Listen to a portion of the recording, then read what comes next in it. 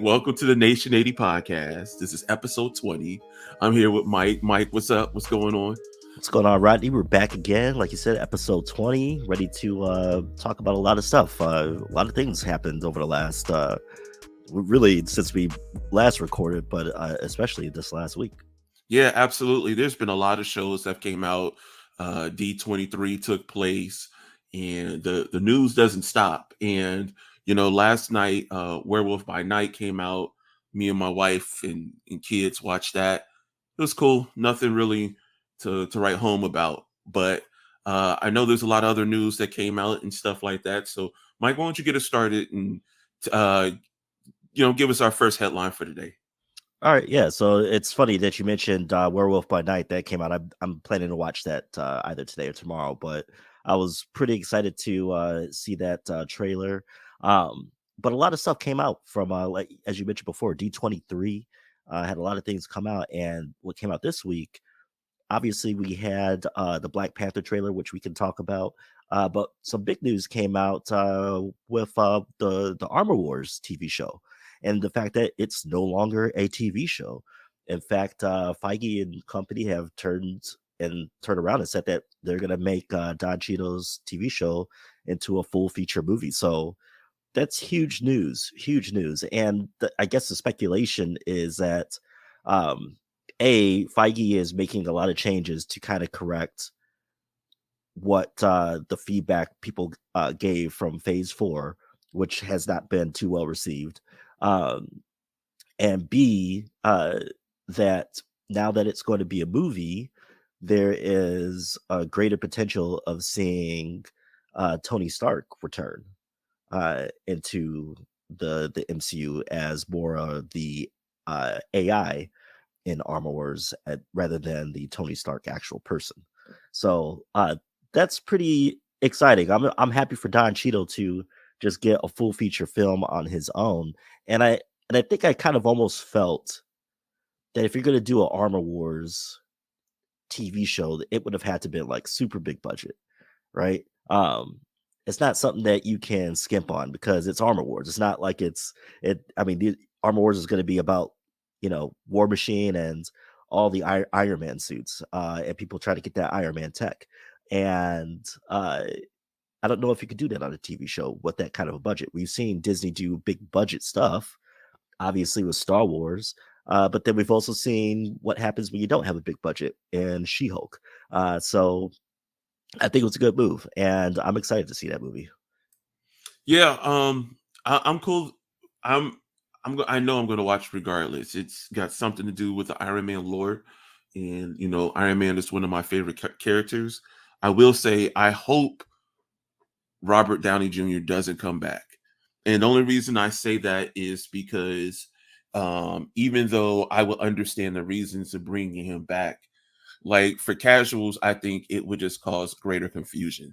Then it's like, oh well, now we want the actor to actually come back and all this other stuff. And I think now that we're separating ourselves away from, certain actors or characters who have like, hey, my time is up. I think reintroducing them or and bringing them back and then taking them away again and bringing them back. I don't know. I don't think it would go as well. Or I don't think it'd be as well received. Or there'll be that need or whatever to have them return and then like Robert Downey Jr. like, look, I'm 60 whatever now. I don't want to do this no more. Mm-hmm. And then I don't know. It might just cause that. I think it's time to uh accept that phase should be over, or I won't say it might not be totally over because we still have like Paul Rudd, Don Cheadle, a few of those people who have came over and are still doing movies. I'm sure Sebastian Stan as well is going to be doing movies as well. Keep those guys. But for example, Black Widow, from my understanding, our original Captain America, Iron Man, they're done. And so I would just say, let's salute them, but it's time to, bring in this new class of characters and stuff like that. So yeah, I'm with you, Michael. Like because of everything that TV show would require, it does make sense to turn into a movie. It's probably even cheaper, to be realistic. Or to be honest with you, think about the big budget TV shows that they did put out. Uh, Moon Knight, some of the Star Wars shows, a few of the Marvel shows. When it's more big budget, it's less than 30 minutes. It's like 25 minutes. right, You know, it barely hits the 30-minute mark. And then you get 15 minutes of credits. right. So it makes sense to go ahead and turn this into a movie. I think so as well, because it probably will flow better, because the other side that I've griped about before, and I believe you have too, is that there's a lot of filler during these TV shows Hmm. that that they need a little something for each one. Because you can look back, Moon Knight could have possibly been a movie. She-Hulk might have better been done as a movie. I haven't finished She-Hulk, so I can't say. But some of these things might have flown a little bit better as a movie compared to even a TV movie compared to a TV show, because you can see that, especially Miss Marvel, they really had to try to fill in 20-30 minutes Right. when they could have made it just an hour and a half and we would have been cool with it. So I don't know. That I think that would have. I'm excited for Armor Wars, so I'm looking forward to it. And yeah, I love my boy Don Cheadle. I am curious as to, because I believe this is the end of his contract. Hmm. So I'm wondering, is he going to be returning? Or we're just going to go into the Ironheart lore from here, and then however they work out things later. Yeah. So I think it's interesting because, like you said, I'm not sure. People are like, oh, and this is more fans, you know, Sure, sure. wanting to have Robert Downey Jr. come back, but I think, like you said, it would be a great disservice to Don Cheadle if you bring in Robert Downey Jr. and expect it to be a War Machine movie. Yeah. Like, whose movie is it really going to be? And It seems so, like they. I'm sorry to cut you off. It seems like between that and Captain America, um, number one, due to, like you said, and this is all speculation and rumors, but to bring these people, like you said, bringing these people back would be a disservice, and it seems like you don't trust these people's acting chops right, when we know what they're capable of in the past. right, and you don't want to make the mistake that the comic books have always made, where once this person's dead, they should be dead. Yeah. Right? Stop bringing them back, or Hmm. bringing them back in other forms. Uh, the way that Avengers Endgame ended should have been a great homage to what Marvel and Disney did over those 10 years. Um, so I think bringing back Robert Downey Jr. would be a great disservice, and the only way I can see them bringing him back is if they just did like audio, a voiceover for the AI, um, Hmm. and then only in certain spots. You know, Hmm. um, don't have it be like a distracting character from Don Cheadle's character. Don't let Rhodes be that the secondary guy. So it's going to be interesting. And then the point you brought about Ironheart. We'll talk about this in the Black Panther because we saw her in the trailer. Um, in the comic book story part of it, for Ironheart's origin, Tony Stark was dead, and in fact, the only part of him to survive was his AI self, and his AI self was actually Riri's AI for her suit for a while. Mm. And so I can possibly kind of see that, but again, it's kind of a disservice to both those characters. So um, I think they got to bring in a different kind of AI, kind of do like what they did with Tony Stark's AI in the beginning, Hmm. and bring in a character or an actor who is well known, but you only hear the voice. Okay. And then maybe that turns into something in the future. So, like with Tony Stark's AI in those first Iron Man movies, that, as we know, Jarvis ended up becoming Vision. Um, and so I can see that being a better path for Armor Wars and for Riri and Ironheart going into the future. So I don't know. We'll see what happens. It, like I said, this seems like there's a lot of moves that have been made and are going to be made, that seem to be based off of feedback from this last batch of Marvel outings. Like you said, the TV show, you might have had to put a lot of filler in there, and that doesn't Mhm. always work. It worked terribly for Miss Marvel. Mhm. There was maybe one or two episodes where it was like, where did this come from? And why Mhm. are we putting this in the story? Yeah. And it was Yeah. like, I just want to skip back to like what it should be. Um, They had to deviate a lot from the comic books to oh try yeah, to even make that work. yeah, and it did not, like the first, 3 or 4 episodes worked really well, and then the last 2 episodes worked well. That could have just been a featurette, Mhm. like you said, like a TV movie. And I would have been fine with that. But and then like again, like you said, for Moon Knight, I still haven't finished watching Moon Knight because some of the episodes I got lost. I was like, I don't know what's going on. It's kind of filler Mhm. to me. I think that what might have been best served as a movie as well. Some some Marvel IPs work great as a TV show, some don't, and I'm glad that they made this decision with Armor Wars because I think that story is too big to try to condense down into a TV show. I Uh, have to watch the story again because I don't recall all of Armor Wars myself. But yeah, I totally agree with you, Mike. Yeah, yeah. So hopefully, hopefully it'll be a good decision. It'll be very different. Armor Wars was a Tony Stark story, um, but I think it works because this is kind of in the aftermath of Tony Stark, and the whole basis of Armor Wars is that there are a lot of people trying to get a hold of that tech that Tony Stark had put out at the end of Endgame, where he had that nanotechnology. Okay. Mhm. Um, and so Armor Wars was basically about him um, trying to keep people from stealing his tech, and I could see that's what Don Cheadle's Colonel Rhodes is going to be trying to do.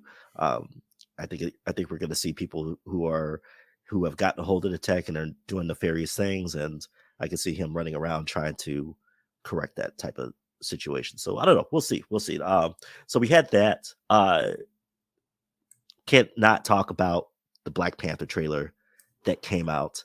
So much more in this trailer. Rodney, I know I talked to you earlier about this. I don't think that you've seen it because you got a very strict policy. Uh, Yeah. I had to watch it, and so I'm fine with cutting myself off after this.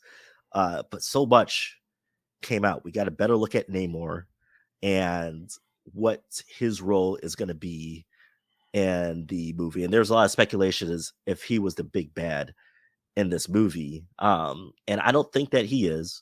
In fact, it's been revealed that he's not the villain Mm. in the movie. I think he's going to be kind of playing more of like the anti-hero type, almost kind of like what Dwayne Johnson's Black Adam is going to be playing.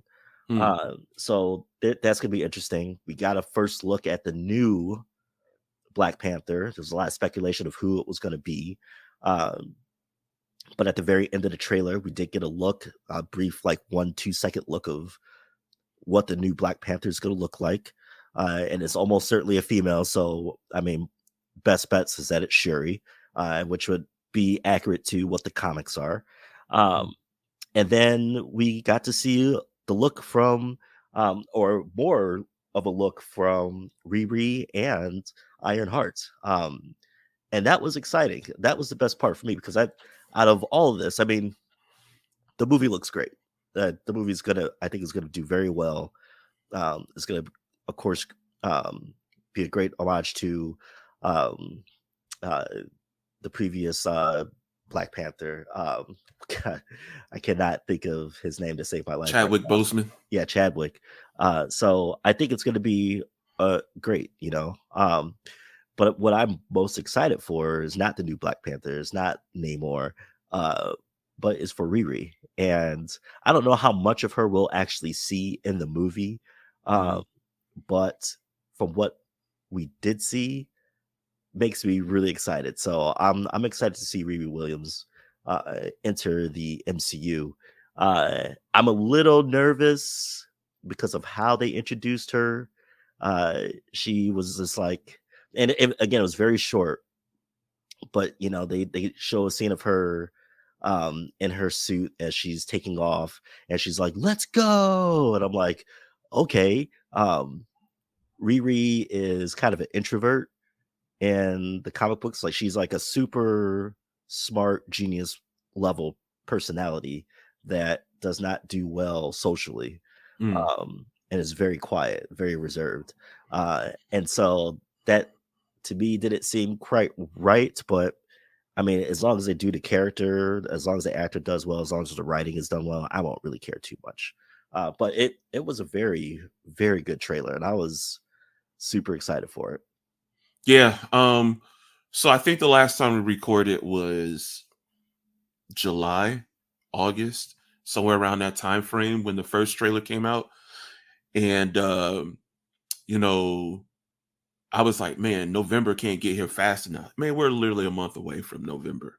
And so I'm super excited to go check this out. This is going to be, of course, let's go down to the theater type of event, where we go check it out. And to be honest with you, I just might go to the theater by myself before I take the family, just because I want to be able to really enjoy this movie. And I hate to say it that way, but I know how my kids are. So, but I really wanted to sit down and soak in this movie Right. opening night or whatnot. So, excuse me, this might be one of those type of movies that I do it for. So I'm super excited for that. I've seen like stills, and I know Namor, and I think the same situation that happened in Batman v Superman is going to happen in Black Panther, in the sense that, like, Black Panther and Namor are, Rwanda. It's not Atlantis. I can't remember what they call it now. And for the Marvel side, it's not. They don't like each other, but they're being both used by a particular force, and then they're going to come together at the end. I Mm, would assume okay. that's how the flow of the story is going to be. Yeah. But That- because there's still that animosity between um Wakanda. I'm about to say Rwanda for some reason, Yeah. but Wakanda and the Atlanteans, like, there won't be any peace by the end of this movie. It'll just be it'll be kind of like, those times where Magneto and the X-Men got together, but Magneto still had his pride, and he was still going to go on to his course, and the X-Men were still going to do their thing. So I think that's just, and this is just all speculation, but that's my assumption. But it's going to be cool to see. I'm super excited to see how this plays out, and kind of compare it to the comics, because the war between Wakanda and Atlantis is pretty dope in the comics. Hmm. And I know Mike, me and you talked about this due to God of Thunder, and they were trying to do the God Killer saga, Right. but you can't do the God Killer saga with jokes, right? It was very dark overtones, and there's a lot more substance and context to it compared to what we got on the big screen, which I understand, because let's be fair, them first two Thors are just boring, and Right. you had to do something to make Thor, put some life into him, which I think works in this situation. But then you can't now just make them all laughy, jokey, and then say, okay, now we're gonna hit the serious overtone, Right. right? I don't know. I don't think it works well. But Yeah, I think there's a difference in, um, like you said, with the Thor movies, especially the last two. mhm, Because the director for that, Takai Watati, however Taikidi Watiti, yeah, however yeah, you pronounce his name. And then so you have him, and then you have Ryan Coogler, and very different views of how movies are done. Whereas hmm Takai or Taki, he's got a lighter side to it. He's putting jokes in there. He's making it lighthearted, and that was great um for the third Thor movie. Uh, but what was it, Ragnarok? Yeah. Uh, hmm and so that was great for that. There was a nice mix of it, whatever. Um, but it was too much. It was overbearing, and Love and Thunder, which, like you just said, the story, was much darker than what was portrayed on the big screen. Now Hmm. you put that with Ryan Coogler and his background, uh, you know, the first Black Panther movie, it wasn't like it was a super dark, like, movie or anything like that, but it was more serious. Yeah, Uh, he had balance in it. yeah, and it Uh, wasn't that much like laughter to it or anything like that. And it had a great story and a great meaning. You even felt bad for the main antagonist at the end. Killmonger. Yeah, and it was like, okay, all right, like you get what Killmonger did was wrong, okay, but you get why he did it, and you're like, man, Hmm. all right, okay, and so now, I'm not sure what the direction would have been, had Chadwick not passed away. Uh, but now you've got him. Now that he's passed away, you're having to bring up Shuri probably faster than you would have thought, because from all intentions, Chadwick was supposed to lead this next group of superheroes in the MCU. Mm. He was basically supposed to be the Captain America, the Tony Stark. He was the guy that was on top. Okay, it was going to be him as number one, and Captain Marvel as number two. And that's what it was supposed to be. And obviously, things changed, unfortunately. Uh, but now with this next one, and even from the trailers, because when you saw Thor: Love and Thunder trailers, you're like, oh, okay, it's lighthearted, it's kind of goofy. Uh, Hmm. when you watch these Black Panther trailers, there's nothing lighthearted about what's going on in this movie. Yeah. They're mourning the loss of their king. There's transition. You don't know what's going on with Namor and the his people. Um, and it does seem, now that I think about it, because after I'm kind of rewatching the trailer in my head, there does seem like there's a third entity in there that is kind of manipulating, like you said, with Lex Luthor and Hmm. Batman v Superman. It looks like there's a third entity in there that is trying to do something more nefarious, more dangerous and evil than what we're led to believe. Um, and in fact, there's a moment in the movie or the trailer where I want to say it's T'Challa's mom is talking to Namor, and is asking him a question like what kind of person are you gonna be? You're gonna be this person that gets kind of duped or not. So I totally agree with what your take on that is gonna be. So I So think it's go go ahead. ahead. I was going to say there's one thing I was thinking about as you were talking a minute ago, and and we I think we've I won't say we failed to think about it, but the thing is that we haven't heard anything. Is they still haven't told us what's going to happen with the X-Men and all the mutants and Fantastic Four.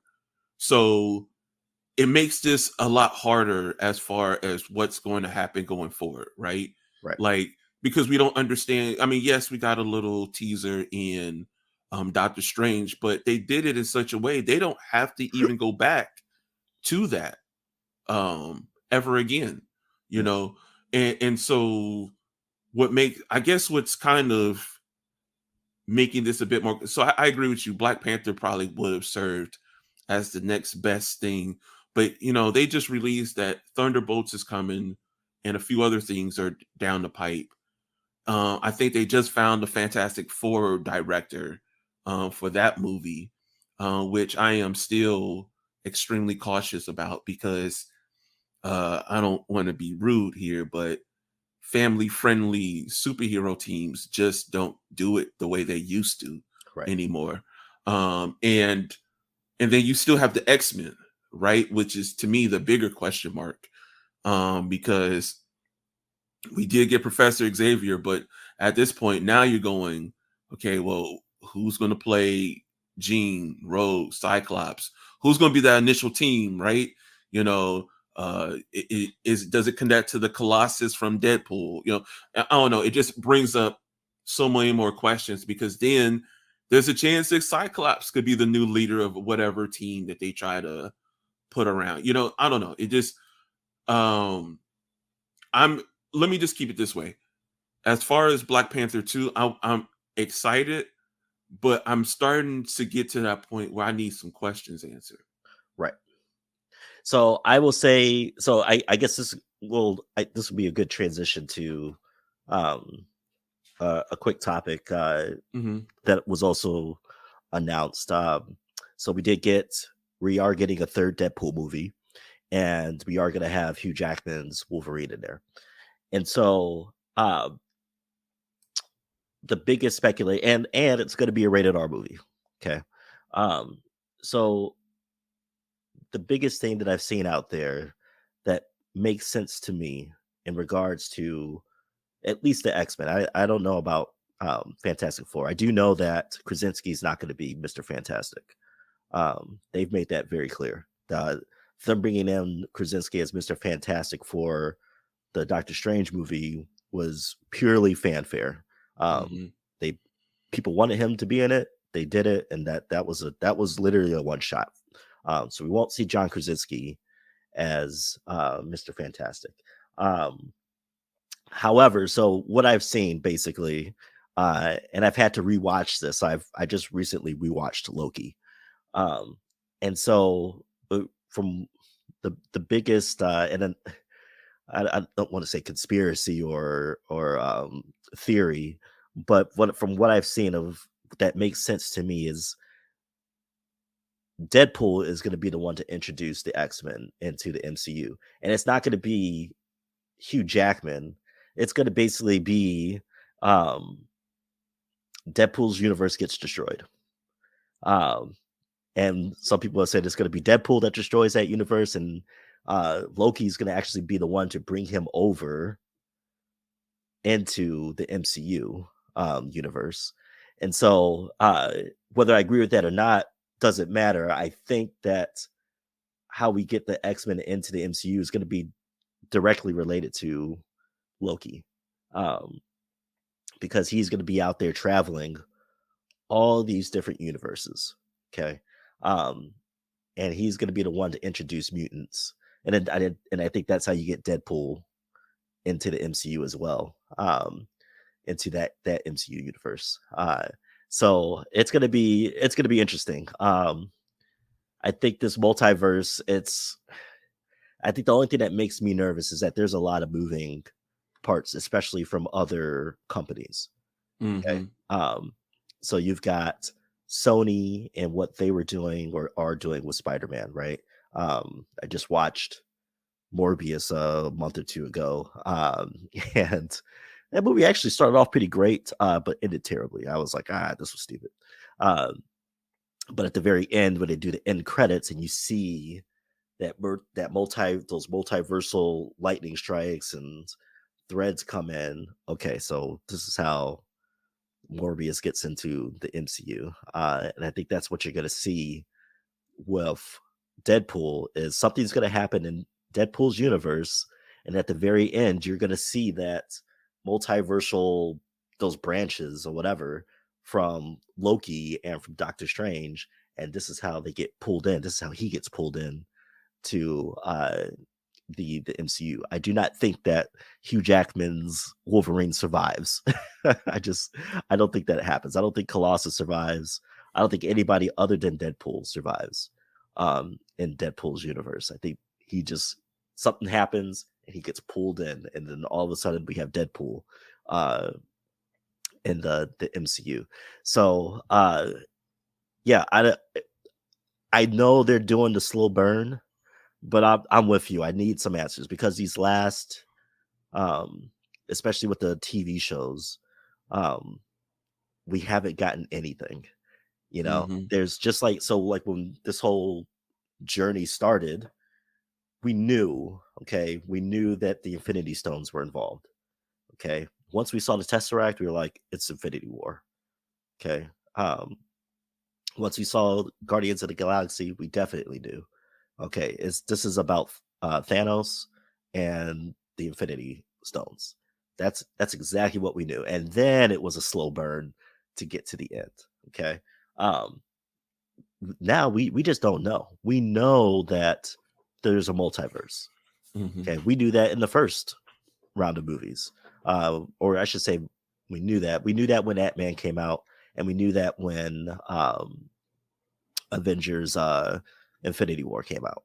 Okay, when they initially went back into, was it when Hulk was trying to get stuff? So I guess that was Endgame. So we knew that there was a multiverse at Endgame. Um, Mhm. and now that Loki has come out, and then Doctor Strange, uh, that's the only thing that we've gotten. We know that there's a multiverse. We don't know who the big bad is. We assume that it's Kang the Conqueror from Loki, but who knows? The way that Eternals made it seem like it's the Eternals, maybe. Yeah. The Eternals are going to come.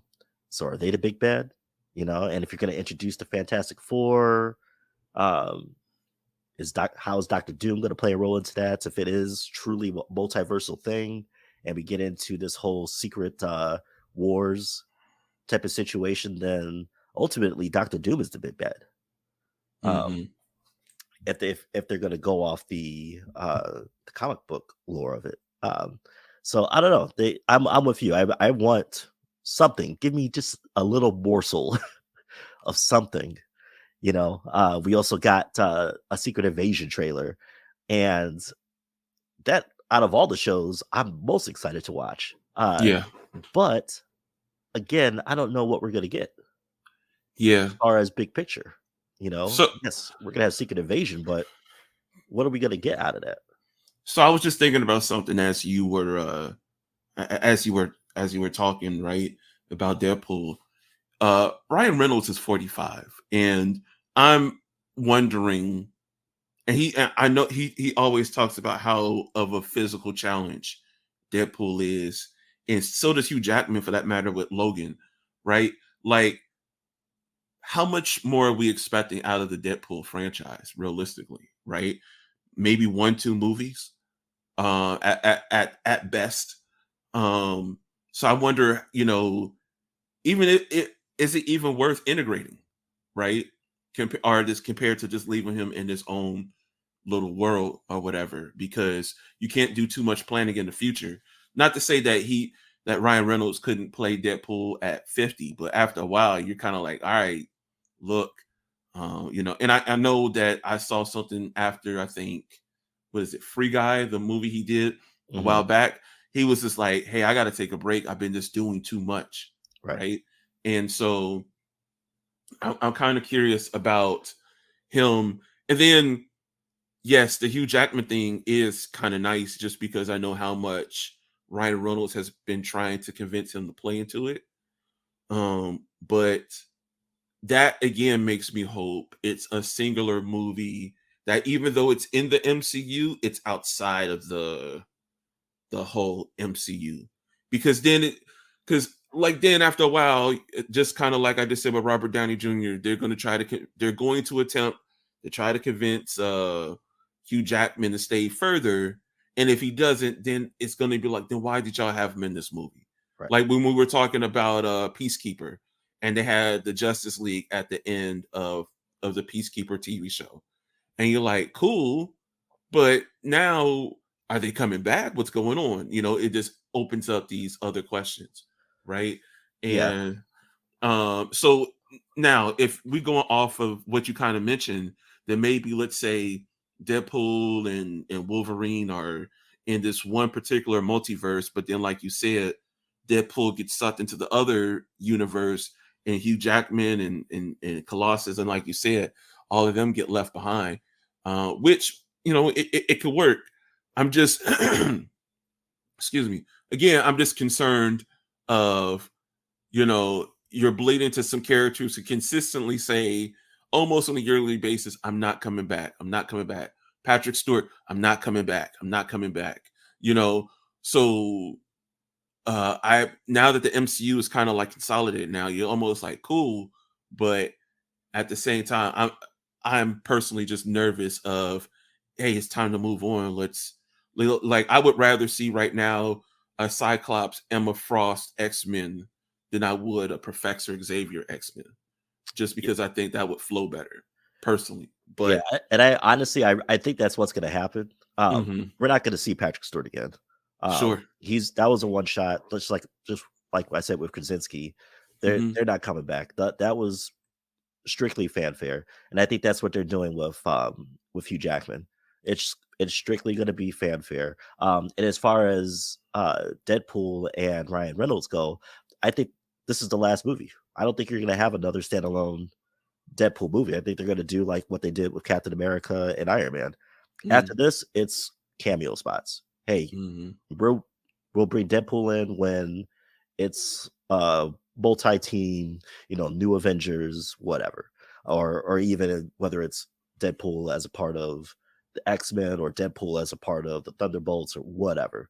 Um, I think this is going to be the last Deadpool movie we get. Mike, real quick, I just want to apply one thing, Mhm. and I want to apply Ryan Reynolds.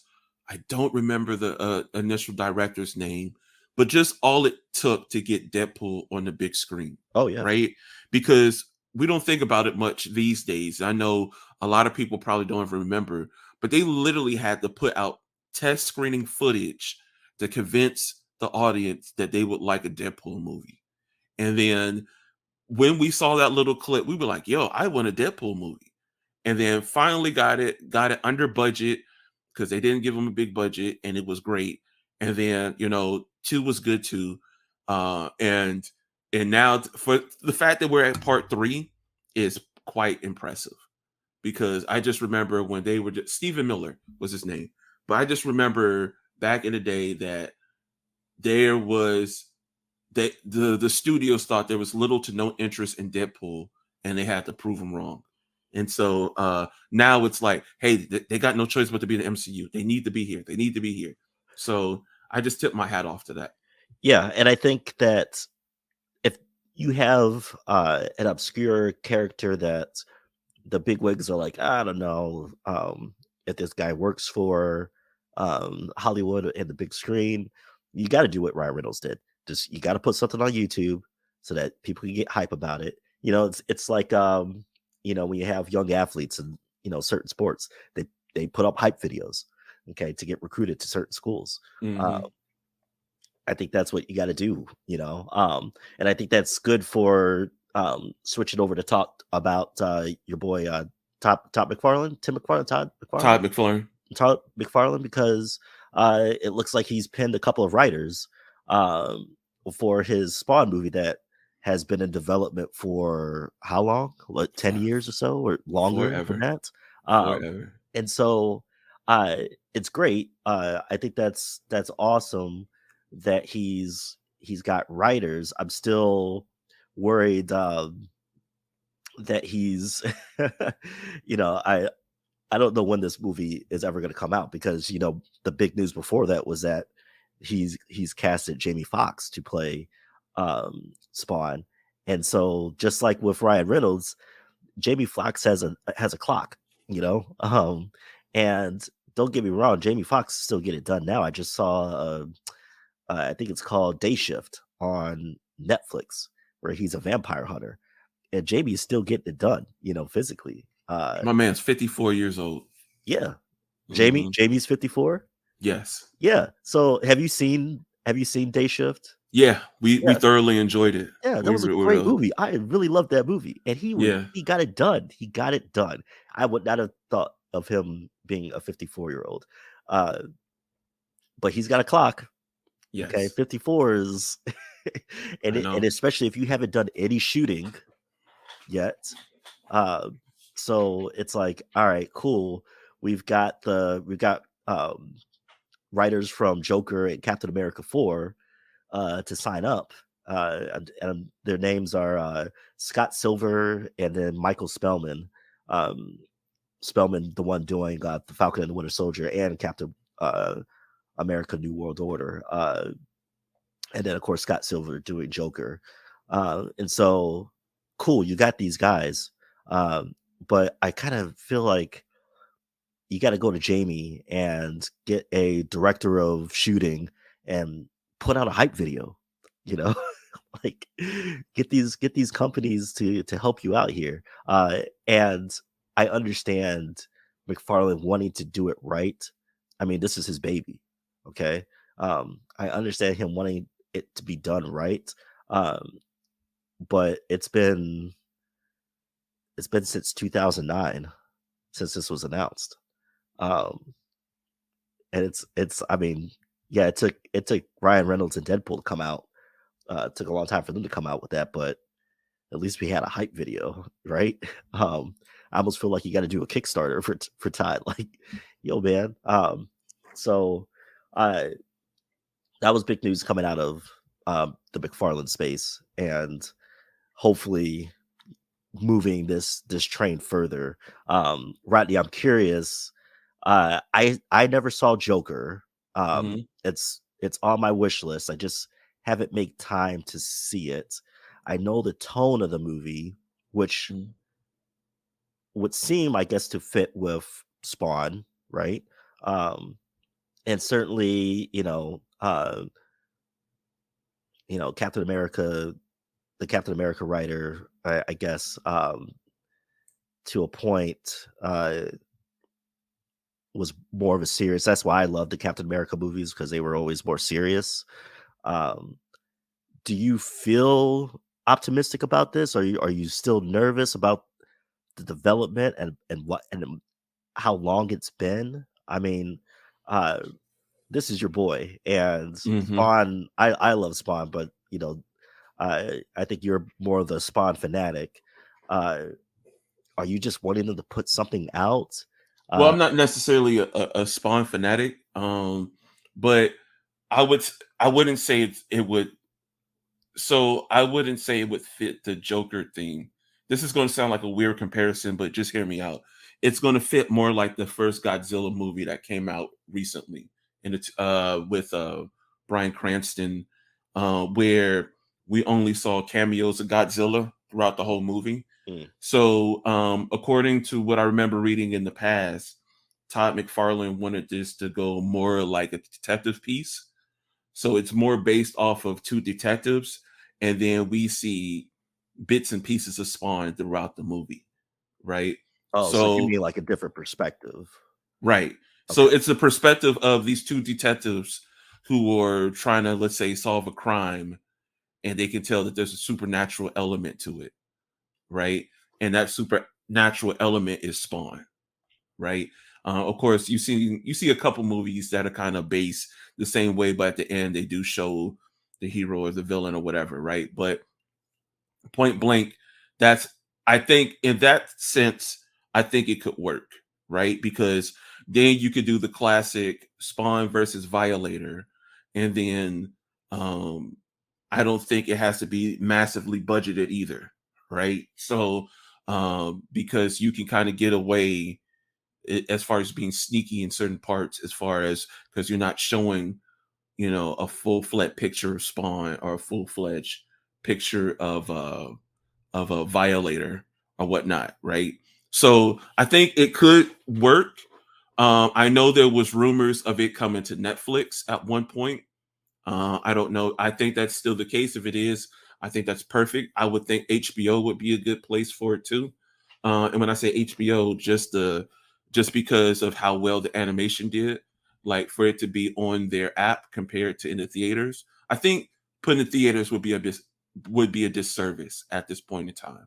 I think if it was on, if as long it was given a strong budget and put on either Netflix or HBO, I won't say Hulu, but I think it would work well. And since Jamie Foxx already has a deal with Netflix, I think that'd be the perfect place for it to go.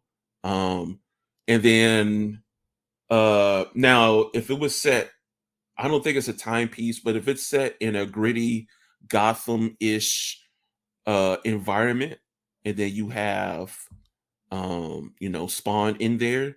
I think I mean, like, to be fair, if you put the TV show Gotham and made it slightly darker, just because of course Gotham was on Fox, Mm. made it darker, and you added Spawn to it, I think it works out fine, right?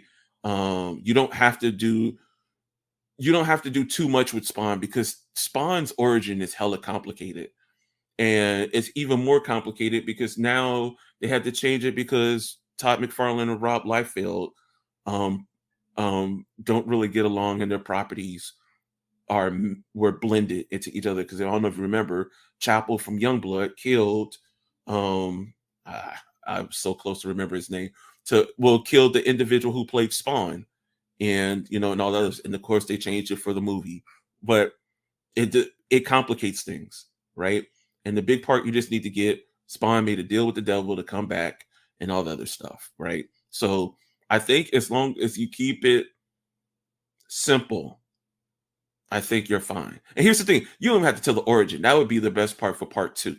It's like the first one, you just get that there is this supernatural element going around New York City, taking out thugs and going against, the mafia, whatever. And these two detectives are trying to understand what's going on. I don't think they ever became cool. They might have been cool in the in the comic books. I don't remember. But then you can do a lot with that. So I think that would be dope to see. So Yeah, I mean, I am curious. I think you brought up some interesting points, especially with Netflix. I'm curious, does this you pretty much already answered this question. Is this just a one shot, or do we get a series of movies? Um, and if so, if it's going to be on Netflix because of Jamie Foxx and his contract, is it best served to be like a mini series on Netflix? Would that help it to come along faster? Um, because I got to be honest, like I originally I was like, man, this is great. I remember Michael Jai White's Spawn, mhm. and I was excited for that, and of course, it never really went anywhere after that. Um, but now you bring in Jamie Foxx, and I was like, oh, cool, cool. But like you mentioned earlier, like with the Marvel stuff, I'm kind of to the point now where I got to see something more than just an announcement of the main actor, uh, Mhm. and then some writers. Like you just, I understand he's had issues with writers before and trying to find the right writers. Um, I'm kind of wanting just something like, hey, this is what my vision is. I'm gonna have these two detectives, and this is gonna be a 3-part movie series. And then the last movie is going to be like an Avengers Endgame where you just see Spawn and full on versus the guy that you were just talking about. Um, you You know know, what? I'm sorry to cut you off, Mike, but now I'm sitting here thinking about it. It'll probably be one, if that, right? Just hear me out when I say that, yeah, because um, my man who wrote Kick Ass and wrote uh that TV show that came out on Netflix, like I think Netflix is kind of tapped out of the superhero market because nothing has succeeded, hmm, right? And if they did Spawn, they would do Spawn to test the waters, but then they would give it a Cowboy Bebop budget. okay, So then Netflix has been siphoning cash like nobody's business. So whatever we get, it's going to be from an independent studio. It won't even be Netflix. It'll be something like, and I to be real, Jamie Foxx ain't doing a series on nothing. Just because Jamie Foxx is like, give me my set amount, let's say 5 million, right, and then I'm gonna do my movie the way it needs to be done, and then I'm out. He's supposed to be doing the Tyson movie, but now that Tyson Hulu series came out, so I don't know if that spoils that plan. I really don't know what the trajectory is realistically, and I agree with you. The only thing I can say to this is Todd McFarlane is one of the hardest working men I ever seen, right, but if the powers that be don't want this to come out, it's not going to come out. right. No matter what he does. I hope it comes out. Fingers crossed. But there's a lot against him right now to get it to the. I don't sit on the big screen. Let me just put that out there first thing and foremost. Between Batman and all these Marvel movies, I think I've said this many times before. I think there's an oversaturation, and nothing outside of DC Marvel has been able to burst through and make a mark. Hellboy did real quick, but it's gone. And unless you can tell me something where an individual wears a cape, Right. I can't think of anything that's Right, made movie its wise, mark. yeah, definitely not. I mean, we've seen certain TV shows break out and do well, but then we've also seen some come out and, like you said, like Netflix with what was the one that the big uh um, show with I think it was Josh Duhamel and Yeah. uh, Here, that let me one, look it up while you talk. I'll you look know, it up. that one was supposed to be kind of like, you know, on the same vein of The Boys, and um, that one completely failed, and so yeah, it's hard. I That's why I say question. I do agree that this is only something that can only happen once, and when it does happen, if it happens, um, unless it's like a huge, massive success where people are like, we need more. Uh, I don't think that we'll get anything coming out afterwards. So, and that's fine. I mean, I'm fine with like one shot movies as long as it's really well done. It Right. just it The show was Jupiter's Legacy. Oh, right, Jupiter's Legacy, yeah, so, Hmm. um, you know, I'm fine with it just being like a one shot as long as it's done well, Hmm. and unfortunately for me, like, the confidence level, like, I saw this week and I was like, "Oh, man, okay, cool, it's got a couple of writers and it's from Joker and from Captain America, cool, cool." Uh, I In a year or 2, are we gonna have new writers? You know? Mm. Like I said, Jamie Foxx, you what do you say? He's 54? Uh, 50, fi 50 54, I think. Hold on. yeah, 54? It takes, like, 2 years to shoot a movie, you know? Uh, so I don't know. We'll see. If it's in the vein of what you were talking about, you know, you could probably get away with that. Uh But, I don't know, we'll see, we'll see. Hmm. Real quick before I wanna talk some tech stuff, uh, Hmm. but before I talk about that, there was a trailer that came out this week with David Harbour in it. I don't know if you've seen it. It's called Violent Night, alright? It's gonna be a Netflix movie, I believe, uh, and man, it's a Christmas movie, alright? It comes out December 2nd, uh and it is I'm trying to think of the best way to describe what this movie is. And when I saw the trailer, it kind of reminded me of Die Hard, uh, but with the real Santa. So basically, David Harbour plays Santa, right? Like the real Santa. And John Leguizamo's in the movie, and he plays like this leader of a mercenary group who basically kidnaps or holds this super rich family hostage, so that he can get his money. And the daughter of this family, little, you know, 8, 9 year old girl, is making her wish to Santa, like, Santa, please help me. Uh, you know, these guys got us. And all of a sudden, you see David Harbour's Santa Claus show up, and he's going to town on these dudes. I mean, it is super violent. Um, and it's not like he's doing it in a super efficient, mercenaries, special forces type of way, whatever. I mean, he's getting beat up, he's getting slapped around. Um, at the beginning of the trailer, you kind of see it looks like he's kind of a drunk. He's yelling at the reindeer and everything like that.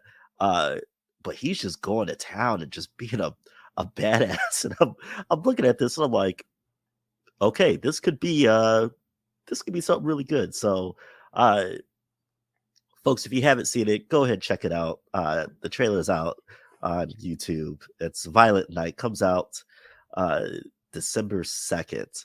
Like I said, I believe this is going to be a Netflix movie. I could be wrong though. No, it looks like it's coming out. It's coming out in theaters. Oh, this coming out in theaters? Okay. Yeah. So I might actually watch this movie in theaters. Because it looks hilarious. And it just looks it's just different. It's something different. Yeah. And I'm a huge believer. I've always have said that Die Hard is a Christmas movie. Mm. And it'll always be one of my favorite Christmas movies of all time. And to get a movie like this, you know, that you should want some violence for the holidays or anything like that, but it just looks like fun. It looks like fun to see John Leguizamo's back in the I haven't seen him do anything He was but in the John Wick movies. right, but I mean, but beyond John Wick, like Yeah, yeah, he's yeah. like he doesn't really do too much. And so to see him do this and to see David Harbour go in there as, the actual Santa Claus. It's pretty. It looks pretty good. I'm excited for it. So I just want to throw that out there. Um, Tech stuff, real quick. If you don't know, Rodney and I have had our Steam Deck for God. I think I got mine in May, and then Rodney, you got yours in April, I believe, or was it May and June actually? June, because I went back home and got mine. Yep. I think I got mine in May, and then I think you got yours like what 2 or 3 weeks after that, right? I think a month, truthfully. Oh, month, truthfully. Mm-hmm. So I don't know about you, Rodney. I know we've talked about it before, but I love my Steam Deck. It's been a game changer for me. I've now finished Star Wars Jedi Fallen Order, which I've owned for years, just never got to finish it. I've now have finished Spider-Man. Again, something I've owned, just never had time to play it whatsoever. You say you finished Spider-Man? Yeah, I just finished Spider-Man. Oh, sweet. So I've owned it on PS4. I've never gotten past the first 30 minutes of the game. Just never had the time to do it. And I just finished that game a couple of days ago. There's another game that I finished. I can't remember what it was, but I finished 3 games now. And that's while still playing. I haven't been playing 2K because I usually don't play basketball until the actual season starts. But I've been playing Madden. So, and usually those sports games will dominate most of my time, which is why I haven't been able to finish like those adventure type games that have stories, because I'm always like, well, I'll just play a couple of games of 2K. I'll just play a couple of games of Madden. And then I just spiral into it. Because those games I can drop and pick up anytime and remember the controls and all that stuff. Whereas with adventure games, if you stop playing, any of those games for a month or so, you got to relearn everything. And so I've been able to play through these long-winded games and actually finish them.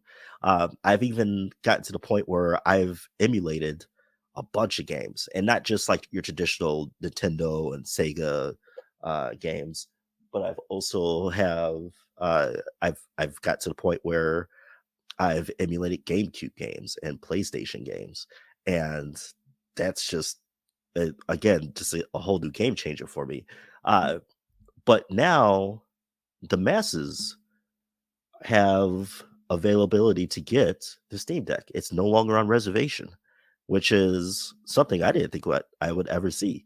I mean, even when we went on reservation, how many times did I tell you I was so close to buying an Xbox Series S, because that's the only system I can get my hands on right now, and I want something new. And then I finally got my queue to buy it, and I bought it that day. But now people don't have to wait. In fact, I got a guy at work who has had his Switch. He has a PlayStation 5. He doesn't play it because his kids play it. All right. He has a Nintendo Switch. He doesn't play it because his kids just hog it all the time. He's like, Mike, I want a Steam Deck. I'm like, cool. You got to wait though. It's still on reservation. Well, I just told him yesterday, bro, you don't have to wait anymore. Go on the website and buy yourself the $400 Steam Deck. And not only is that off for reservation, the actual Steam Deck dock has come out as well. And that was huge news because the dock has not been available at all. It was still under development and mostly for software reasons. But now that's available. And so now you have the Steam Deck, you have the Steam Deck dock. D-Brand has their case, although that got recalled because of an issue with their magnetic stand and it affecting certain Steam Decks. And so we have all this stuff that have come out. The user experience for the Steam Deck, the updates that have come out lately have been just amazing. Rodney, I don't know that you've gotten into it, but I have certainly been messing around with it, and certain games I've been deep into it, but using the back buttons on the back of the Steam Deck and then using the trackpads. Have you ever delved into that at all, or are you still just I'm going to stick with the traditional stuff? I haven't. I think I have it programmed for like Hitman, but I haven't really used them often. Okay. So what I want to ask real quick, now that the Steam Deck is widely available, and now that there's a Steam Deck dock, do you see a reason to, because you mostly play handheld with your Steam Deck, Hmm. I assume, because you Yes. already have a gaming computer, a quite good gaming computer, if I'm to understand it correctly. Hmm. Um, do you and this dock, by the way, is $90. Okay. Do you ever see yourself getting a dock for your Steam Deck, or are you content with just playing it handheld? If I had a situation kind of like jokingly like you do at work, where I could play on my monitor at work, I would understand why I would buy one. Or if like when my father owned the auto shop, he used to have a television in the back office, and we used to bring our gaming system back there. So, again, in a scenario where if I was to, where I dedicated time somewhere else, but there was time to game, I would have that dock sit at that alternate location. But personally, just so that like if I wanted to play with friends or something of that nature, not even really friends, but just if I could to use that television, because I can't speak for you, Mike, but at home my television is procured 70% of the time by my family. We only have one television in the house, and that's by design because we personally wanted to make sure that we're all in the same room, because when we did have a television all set up in another room, then half the family's upstairs and half the family's downstairs, and we're not really like spending time together. Right. So I personally like it handheld, just because of the fact that because when we do watch something, I get to sit there and play whatever, and if like, because there's it's not a new movie every week, but if there's something I'm not interested in watching but the family's watching, I'm still in the same room, Right. compared to Right. before I was on my gaming PC. And then it works out well. Um it, it it to me, that's what it's for, Mm. right? Like, when you add a dock to it, I understand the reason behind it, but the reason that you're supposed to like it is that it's handheld, right? And the only thing that, if anything, that would ever be my complaint on the Steam Deck would be the fact of the battery life. Right. You know, if that battery life was able to give me a dedicated 4 hours to Spider-Man, like real 4 hours, I would be in heaven, right? Matter of fact, I've been playing God of War. Thank you, Mike, for God of War. Uh, but I've been playing God of War for the longest time now, and you can see how they had to get it to work on the Steam Deck, because the picture in front of you is terrific, but like almost everything is pixelated off to the sides at some points, especially when they're high action scenes. And I understand that because it's a handheld device, and maybe because it also helps battery life as well. But yeah, personally, the I think the dock is cool. Don't get it twisted. But just in my world, because like even when I had the Switch, I had the dock. We didn't use the dock except when everyone wanted to play, and it's far in between to get the whole family to play Switch, right? And then even playing it with my kids can be a fun or horrible experience in certain cases, Right. right? Yeah. So for me personally, I like not having a dock.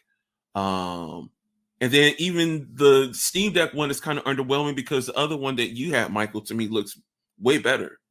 So I don't know. Yeah, that's just my prerogative on that one. Yeah. And again, like different situations, you already have a dedicated gaming PC. So there's, again, no real need Yeah. for people like you. I've been reading a lot about people's situations, and I've heard the comment that the Steam Deck is more of a companion device for a lot of people. And I'm not sure if I agree with that too much, because while I have a dedicated gaming laptop, I Mm-hmm. haven't gamed on my laptop in years, Mm. like literally years. And I think mainly because trying to find an area to set up and play, and not be disruptive to the family is hard, because when the fans go on, I have 2 GPUs in my laptop. When the fans go on, my girl always says it sounds like a jet plane taking off. And so it could be quite distracting. In fact, right Mhm. before we started recording this episode, you had said there's a fan going on, something's going on. And I'm sure enough, I take my headset off and yep, it's the fans from my laptop. Mhm. Because when those GPUs start going, you got to dissipate that heat. But for me, I do have a dock already. I have a dock from JSOX actually. And the only difference between the 2 docks is one, it's a $40 difference. My JSOX dock only cost me $50. Um, 2, it doesn't have a display port. It does have HDMI, but display ports don't mean anything to me. And Mhm. then 3, my dock slightly covers the vent in the back, whereas the Steam Deck dock doesn't cover the vents at all. Uh, Mm. and so it's not enough for me to switch over. And I only use my dock uh, at work. And even when I do use it at work, it's only half the time. Because sometimes like you said, I rather just play handheld. Um, Mhm. and so it You know what? The biggest distraction is keeping that power cable plugged in. To yes, be honest with you, that's my only biggest distraction is yes. keeping that power cable plugged in. Yeah, and so like for me, I completely agree. The battery life is the biggest knock on the Steam Deck. Okay, you're not going to play AAA games on your Steam Deck for more than two hours, without hooking it up to a battery pack or to an outlet. And if you don't have the right outlet or the right power bank, uh, it's just going to drain the battery even more, and then your 2 hours is really 2.5 hours. And so. Uh, for me at least, I have multiple chords, multiple power options, and they're all for certain situations. If I'm at home on the couch, I know I have my 6-foot cord that goes into my Anchor power charger that plugs into the outlet. It's a 60-watt charger. Okay. If I'm on the go, I know I got my power bank.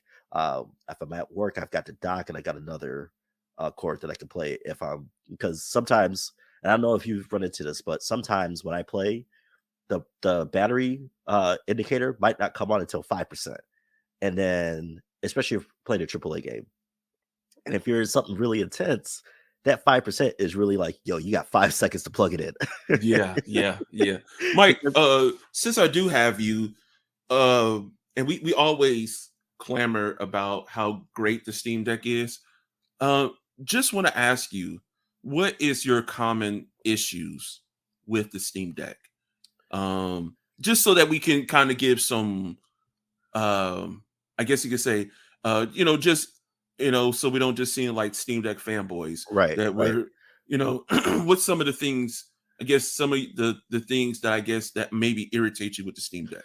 So again, the biggest issue for me, and I the biggest issue I think for anybody is going to be the battery life. Um, it's not so much of an issue for me because I'm never playing for more than 2 hours at a time. It's just that's just not how my life is. I've got work, I've got kids, I got family to take care of. Gaming for more than 2 hours is not feasible for me. Um, but that 2 hours is like a 2 hours max. Like most of the time, it's probably an hour and a half if you're playing a AAA game. Okay. Um, so I'm always having to have a backup power option ready for me. So there's that. I think that when I go from handheld to docked, okay, and when I'm docked, I use my Xbox controller. Uh, the biggest issue for me is that I lose inputs. Okay, so those back buttons are not there, and if I want them, then I had to buy a pro controller, and that's like pro controllers can be anywhere from $100 to $200.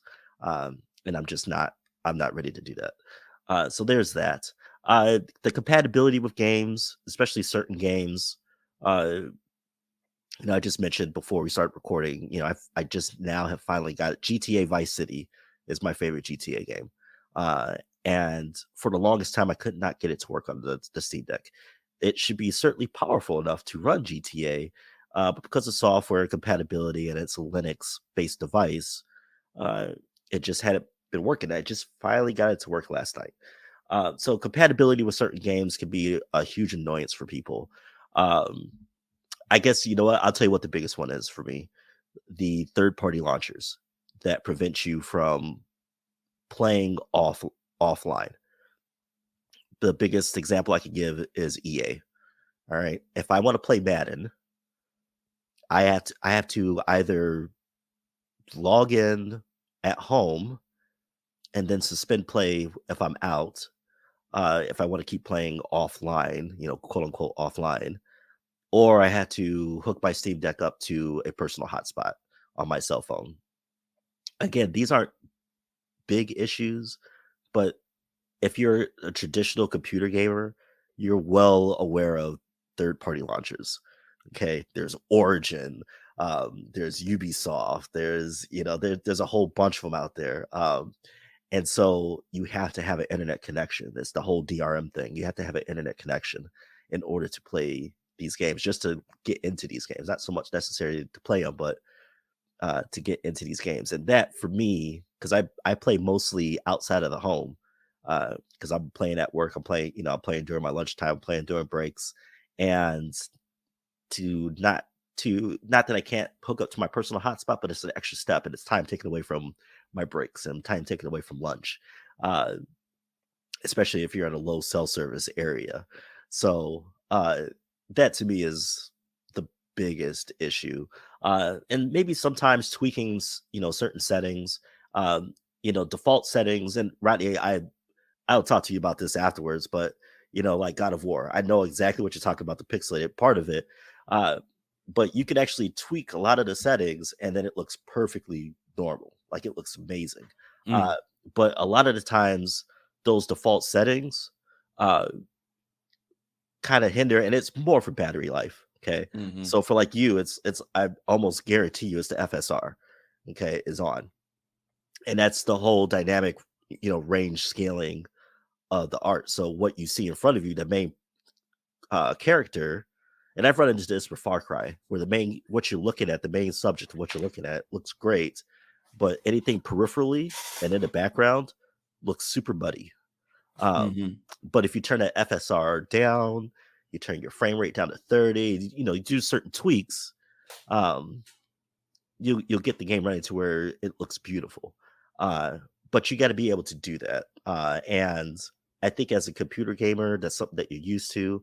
If you're a console gamer, that might annoy the crap out of you. So, I mean, there's a whole bunch of things that I could say annoy me that I don't like about the Steam Deck. Um, None of those things I think are obvious. Obviously, none of them are deal breakers for me. Mm-hmm. But yeah, battery life, third party launchers, and then having to mess around with settings can be annoying sometimes. Yeah, I totally agree with you. Yeah, and to be fair, when it comes to God of War, even though it's just an adjustment, it took a while to get used to it, but it doesn't bother me. The game is still great, the story is still great, and all those things. Some of the things that annoy me, I do notice sometimes the sound it becomes staticky, and I have to restart. And the downloads or updates annoy me, especially like you said, Michael. Sometimes I have a particular time period when I want a game, Hmm. and I'll give you a prime example. I'll go to want to pick up Spider-Man, and then you turn it on, and then the download starts, Right. and then the download is like, okay, this is only like, let's say, a gig and a half uh update. So you let it do its thing, but however that it reinstalls the game now takes forever, and it'll take a longer period of time. Um, and so that's probably one of my bigger annoyances, especially when I want to just pick up and go. Is that sometimes you just have to deviate, and again, like we just said, it's not a showstopper.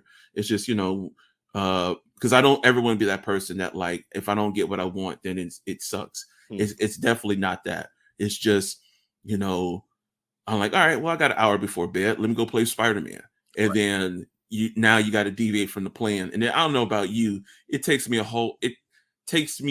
to get into the mood to play certain games. So like, I don't want to play Hitman right now. I guess I could play 2K. And Right. then you're like, well, I should just get something new. And then you're still dealing with the same situation of, well, once it installs, it still takes a while and all the other stuff. So, yeah, and now that you bring that up, I will say that 90% of the time, because I've had to look into this too, because I've heard this is an issue with a lot of people. mhm, 90% of the time, it's not an actual update for the game; it's the pre-shaders uh, that they're mm, loading for the game, so that it runs more smoothly while you're in the game. mm, And so, because I can tell you right now, almost every day, I have maybe 7 or 8 games that have downloads, and mhm. it's the same 7 or 8 games that will have another download in That is a true. couple of days after that. And I had wondered about that because if it's an update, usually they give you patch notes, um, Mhm, and most of them don't. And that's because they're loading these pre-shaders, basically, uh, they're preloading graphics mhm, into, they're downloading them from the server, whatever, and they're loading them so that it gives you a better experience. Now there is a way to turn that off so that you don't have so many downloads. mm, I just have not done it because I, like you said with God of War, I got to the point where I just roll with it, you know. mhm. Yeah, So it's it, like it doesn't it's stop the worth it. show. Right. But yes, that is certainly an issue certain people have had. And I've mentioned this to people that have asked me about the Steam Deck. If you're a guy who is a console gamer for the most part, the Steam Deck is probably not for you. Because you don't have to worry about those things when Mhm, you turn on your PlayStation, you hit God of War, you hit Spider-Man, and it's just go. Um, mhm, and for the most part, it's like that with the Steam Deck. Uh, But on the other hand, we get a little some appreciators, or it might be a 5 gigabyte update, you know. But if you're a computer gamer, I think that's something that we're just used to. That's always something that we've always been used to. And I think because the Steam Deck is more of a portable system, we have more of those things that we have to deal with, because it's portable. It's not as, like, it's not running the kind of hardware that you're running on your computer, uh, yeah, so I like you said, for me it's not a big deal, it's not a game changer. But I think for people that are coming over from a console, uh I would say, yeah, this is probably not the best for you. And gosh forbid if you're playing something other than verified. mhm, There are plenty of games, whether they're playable or they're classified under uncertain or classified as not supported. Halo is not supported on the Steam Deck, but it still works plenty fine. Okay. yeah, Um, I can't speak towards the online portion of it because I only play the Halo games on single player. But from what I've played, it works perfectly fine. And there are plenty of games that are like that. You just got to be willing to take the punches for the ones that work and for the ones that don't. And then the ones that do work, especially if they're older games. So like GTA Vice City was a PlayStation PS2 game. Okay. mhm, Those controls do not work for the Steam Deck. And so you mhm. have to remap everything. And so, Well, and that brings up another point, right? Is the fact when a game wants to go by default into keyboard mode, right. right? I had this issue with Control. I had that issue with Hitman. Mike, me, you talked about that in the past, where uh, it, when you again, I only say this from the sense of what what the Steam Deck is supposed to do. You're supposed to be able to get up and play, right? And anything that kind of takes away from that to me would be considered just just a negative piece to it. It might not be large, but it's kind of negative, right? So for example, I bought Hitman, was super excited to play, but then between talking to you and getting on Reddit and realizing I needed to download the Proton experimental to Hmm. make sure that I got the correct layout to work, because I knew that it had the right layout, but it just kept on trying to prompt for my keyboard. It just takes away from it sometimes. So you're not necessarily defeated. Well, you could be, because depending on who you are, Hmm. but in some cases you're just super annoyed because, like, man, I just want to play. I didn't think I needed to get on forums to fix it. And to be fair, this happens on Steam, PC, Steam all the time as well. So don't get it twisted, because I don't know how many times, because I had a PlayStation 4 controller, I had to find something to accommodate my PlayStation 4 controller for certain games. Mm-hmm. But this is already built in, so you would assume, and it was saying that it was already approved. So you would think that there's nothing else that needs to be done, Right. compared to like a game that has a question mark, hasn't been validated, and all the other stuff. Because like, and I'll give it the other example I would get is the game library, because man, boy, do I want to play Destiny 2 right now, because it seems to have this resurgence out there, but can't play it because number one, the folks at Bungie are like, we're not doing anything to that game to make it work for the Steam Deck. And it probably, with some tweaks, might work. But I don't necessarily want to do all that when I know I can just go to my go-to library right now and things works as intended.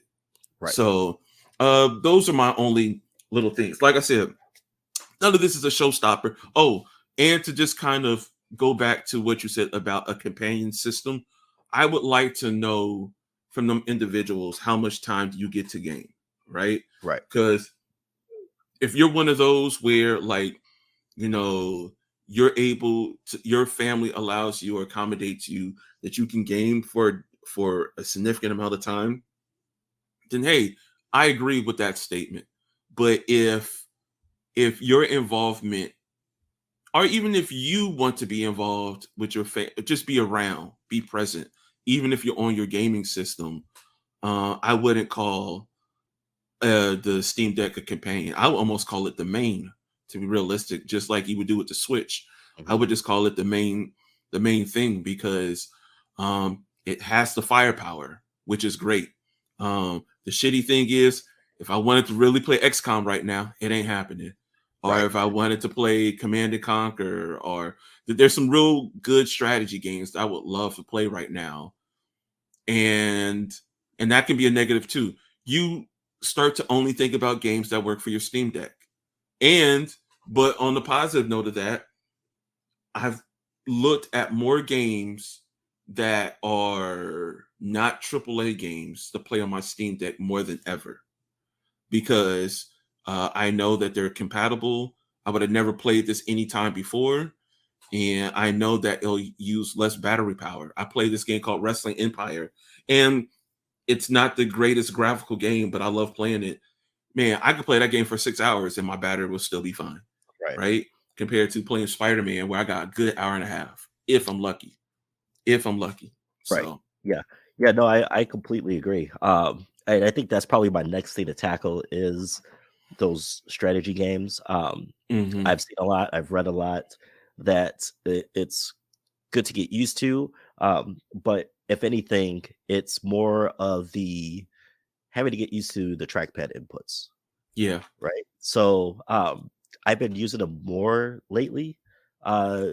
And trying to get used to, I think with the Steam Deck, it's like you have to have a different philosophy of how to game. And I've been using my trackpads to do things like inventory management.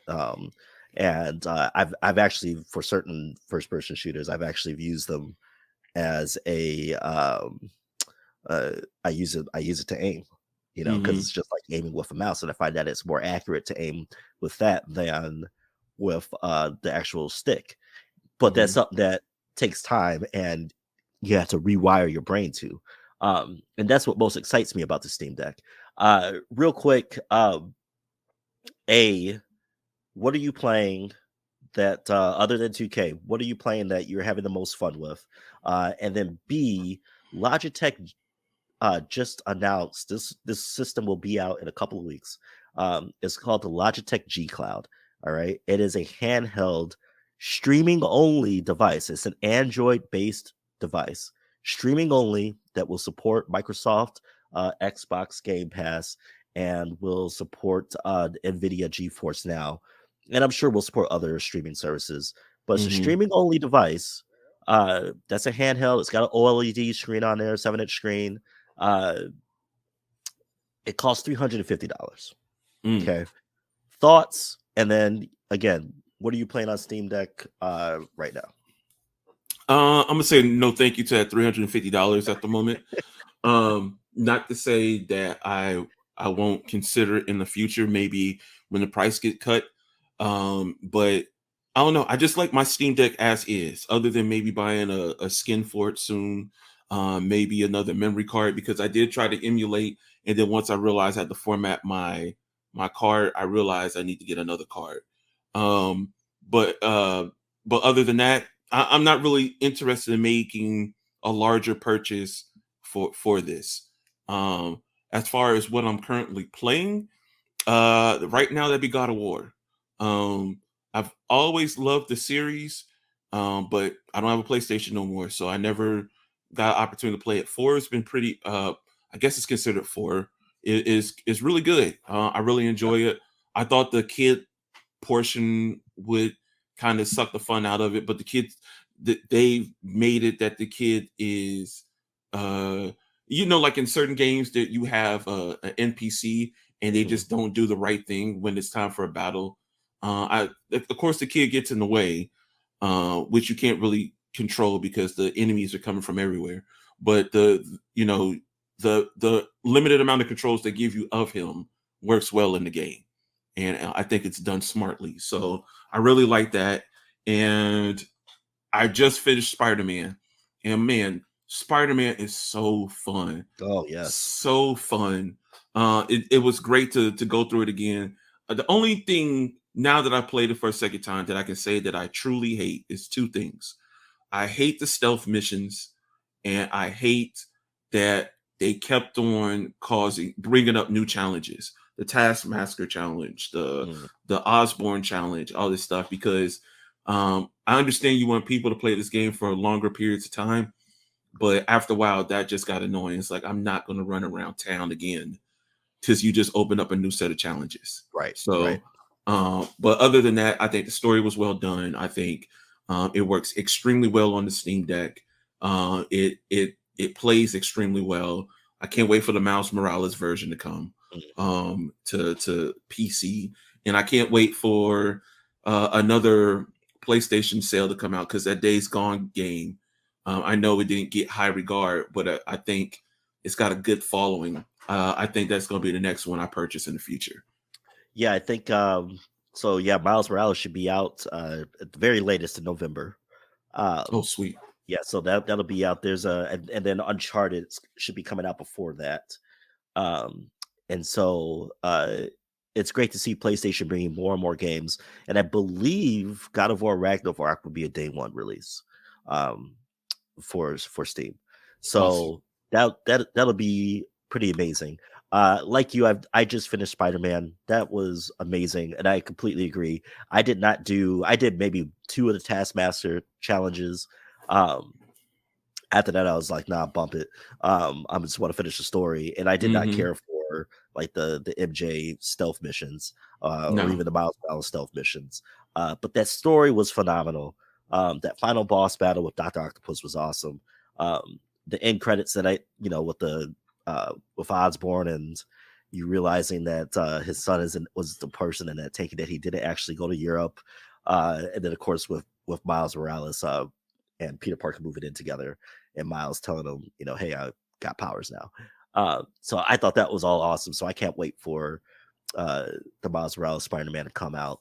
Uh, as far as the G Cloud thing, it's odd. Why would you pay $350 for something that you have to have Wi-Fi for? Hmm. Okay, um, and then instead of so you pay 350 for that, or you pay 350 for a Nintendo Switch with the OLED screen. Like what's the I don't understand it. Or you pay $50 more and you get a Steam Deck. Hmm. Like why would you pay for something that's has less compatibility? Okay, the Switch has games that you can stream with. They haven't been received very well. Um, and then you could do the same thing with the Steam Deck, and then play games that you could just download for yourself and play on the go and everything like that that you don't need an internet connection for. So it seems like an odd move for Logitech. I think maybe if it were like $100, it wouldn't be as controversial. And then even though we're not there yet, I do believe we will be going to an all streaming future. Mm-hmm. We just don't have the infrastructure for it right now. Mm-hmm. Why would I buy a streaming device that I have to play at home with? You know, uh, and like some people have been like, "Yo, I've been next to the router playing this thing," and Game Pass or NVIDIA GeForce Now just did not work well. Um, and Mike, I will so, say, I'm sorry to cut you off. There was something I watched. There was something that just happened recently where some studio was closing down, and in doing so, the stuff that people purchased would no longer have access to. so Google Stadia is done. I Okay, didn't know that one. But yeah. there was. So Go what ahead. happened is Google Stadia is no longer Okay. okay, and one of the developers, game developers that had only done, um, I should say, I'll do a couple of them. So there's a game that was exclusive only to Google Stadia. Hmm. And so people are like, well, can we get this ported over? And then the other one was it was either Red Dead Redemption or a game like that, where this guy had 1,600 hours of game time in it and is not able to put it onto another system. And so he's pleading with that game company to figure out a way that he does not lose his hundreds of hours that he's put into it. That's Um, horrible. and so that's all because Google is no longer supporting it. It's done. It's just, I forget what the timeline is, but by the end of this year, it'll be done. It's gone. Um, which is too bad, but it was a great idea. But as you know, with Google, they're they're not really a hardware company. Uh, and every time they come out with something that seems very cool, uh, it's just never really well thought through, and they just give up on it after a few years. So that's unfortunate. And that's kind of the risk you run right now when you go to all streaming, right? Hmm. And this hasn't just happened with Google Stadia. This has happened with Sony and PlayStation. Not so much from the game side of it, but from like if you bought, and this has only happened in Europe so far, but I can see this happening eventually in the States. Um, if you bought certain games on Sony through like your PlayStation Hmm. account or whatever, and one of them is, I forget what company it is, but it's whoever makes the Wick movies. If you bought John Wick, okay, quote unquote, bought John Wick in Europe, in some of these countries in Europe, you no longer have access to that movie Yeah. because that company no longer um, has a contract with Sony.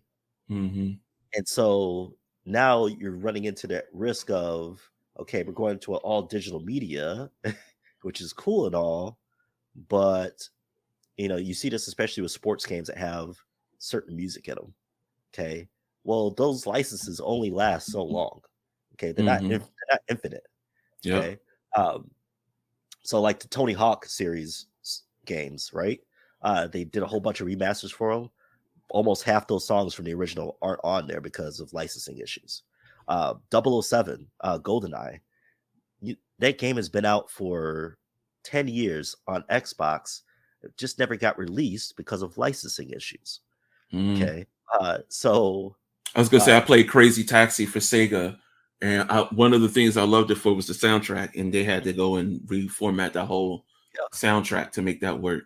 So this is kind of like the risk that we're taking, right? Like Google Yeah. Stadia was a straight up streaming service. Um, and even though they had games that you could play on other platforms, uh, because that service is no longer there, you're this guy, and I'll have to look it up, but this guy's going to lose all his hard earned, hundreds, thousands of hours of gaming Yeah, man.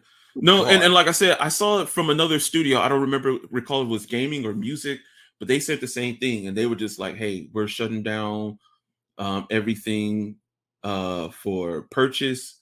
They weren't accepting no new accounts, and then on December 31st, their stuff would now be inaccessible that they paid for." And I was just like, "Crap," because it again. Why would you go to something new now if you know that you have the chance? Like even if Apple did something like Stadia, I would be just hesitant because even though it's Apple, I feel like the fact that they would shut it down and then they can then take it away, even though you purchased it, it would be horrible. But Mike, before we end this, let me just give some dates real quick, since we were just talking about it. Uncharted Legacy of Thieves Collection is coming to PC October 19th, 2022. Yep. So that's going to get purchased. Matter of fact, Mike, me and you need to talk off mic. And how about we just put our funds together and purchase it, since we can both use it, Right. instead of us having to pay $60 altogether. Yeah, absolutely.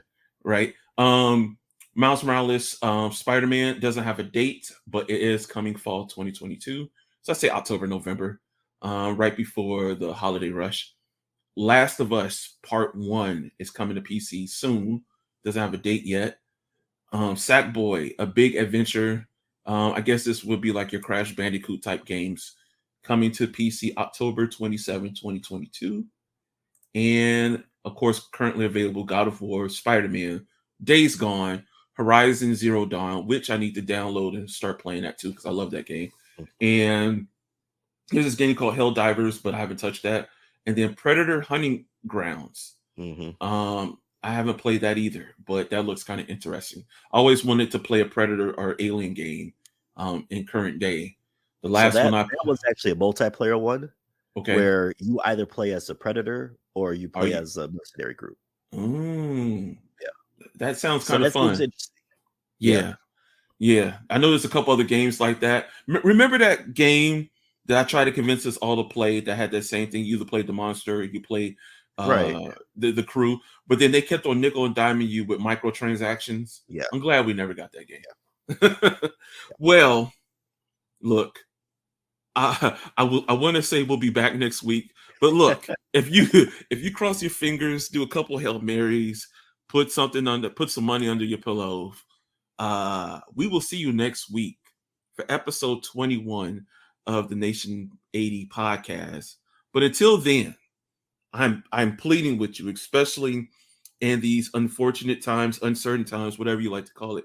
Keep your imagination up, and go out there, read, play some video games, enjoy what life has to offer, because life is too short. Yes, I will tell you, go out there and touch some grass, but there's also some time to enjoy multiplayer with your cousin and your brother, and have some fun, which I hope me and my cousin are doing later with my brother. But until then, we'll see you for next episode of the podcast. Talk to you later.